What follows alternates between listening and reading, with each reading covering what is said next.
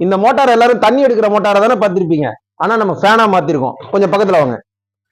இப்போ இந்த மோட்டாரை பாத்தீங்கன்னா நம்ம என்ன பண்ணிருக்கோம் அப்படின்னா பம்பு சைடை மட்டும் கட் பண்ணி எடுத்துட்டு இதுல ஒரு ஸ்கிராப், அதாவது பழைய இரும்புல இருந்து ஒரு ரெக்கை, அலுமினிய ரெக்கையை எடுத்து ஃபேனா மாத்திருக்கோங்க. இது வந்து டாப் ஸ்பீடு வந்து பாத்தீங்கன்னா 2880 RPM போகும். இது எதுக்காக நாங்க யூஸ் பண்றோம் அப்படின்னா வெல்டருங்க மூஞ்சில ஸ்மோக், அதாவது வெல்டிங் பண்ணும்போது வரக்கூடிய அந்த ஸ்மோக் வந்து படாம இருக்கிறதுக்காக தான் பயன்படுத்துறோம். முக்கியமான ஒரு விஷயத்த சொல்லிடுறேன், இது வீட்டு யூஸ் பண்ண முடியாது. காரணம் என்ன அப்படின்னா ஹை ஸ்பீடு இருக்கு, ஸோ டேஞ்சரஸான ஒரு விஷயம். ஒர்க் ஷாப் இண்டஸ்ட்ரியல் யூஸ்னா ஓகே, நோ ப்ராப்ளம். இந்த மாதிரி ஒன்று ஆல்டர் பண்ணி வச்சுக்கோங்க. வெல்டருங்க கொஞ்சம் சேஃபா இருக்கலாம் அவங்களோட ஃபேஸ்ல. இது வந்து ஹைட் நம்ம பண்ணிக்க முடியும்.